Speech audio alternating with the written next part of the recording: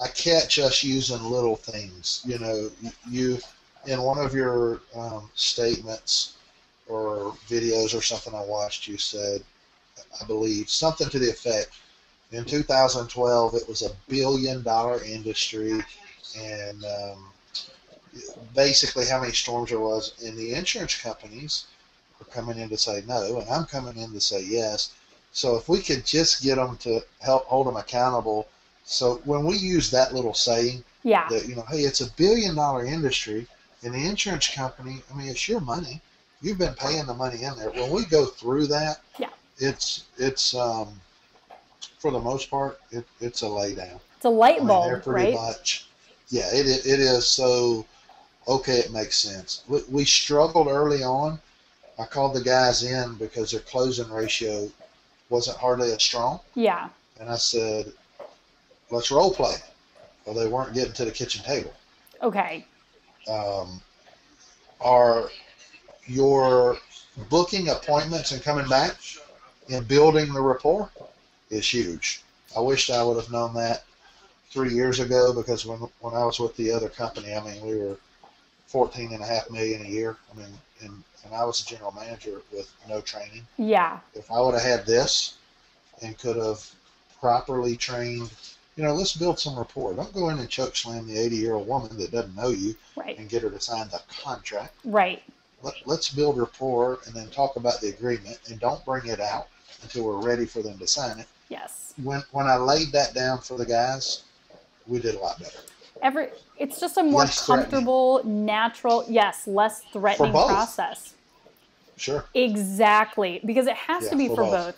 Because when you're a salesperson, your money relies on your contracts. So if you're not signing deals, you're not making money. Well, that makes Right. every single deal a very high stakes, aka high pressure situation for the salesperson from the get-go. Now, when the salesperson is under pressure, guess who they inadvertently put pressure on? The customer. Customer. So from the whole thing is like so much pressure. It's got to get signed. It's got to get signed. It's in your face. It's like the whole thing is just very intense. And yeah, you're gonna get some We've done deals. much better. That's awesome to hear. But you may not keep them. Exactly. You know, I tell my guys, you know, when I first got into it, I signed 73 deals in 45 days. Yeah, that's and awesome. I was in the South Carolina storm, and I was running and I was running and I was running, and my customer service stunk. Yeah. I didn't care that I signed Becca last night. I already had her. Yeah. So I was going to the next one. Right. Well, then the 70 turned into 50. Yep. So, or I lost 5 because I choke slammed during the signing. If I would have slowed down, built the rapport, stayed in touch, worked for referrals, Yep. I would have done 150 deals. Exactly. You know? And so I just learned, and this is, you're smacking me in the face with it, which is good. Yeah. Because when I run into a storm, it'll be a whole nother ballgame.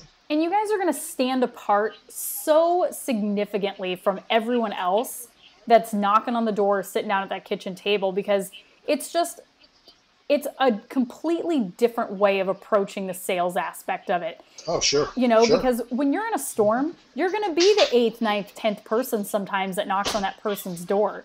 And so when you're the first one that's not strong arming them into like getting into their house right that minute or on that roof right that second, or, you know, sounding like a pre-recorded. Still doesn't mean you'll keep it, though. Exactly. If you're not building rapport, it doesn't matter what number you are. Yes. Because people aren't buying the roof. They're buying into you because you're offering them. Exactly. That's right. So it's just, you know, and it just is simplifying everything way down, because at the end of the day, we're talking to people. It's a people business, and you need to be able to build trust in a relationship.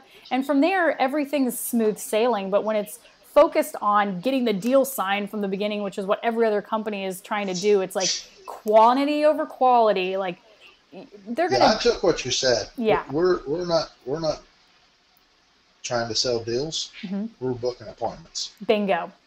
And we're going to get better at our appointments, and the deals will come. Exactly. So that part of it makes huge sense. You know, like I said, I wish I would have paid attention to this a year or so back, we'd be doing a little better.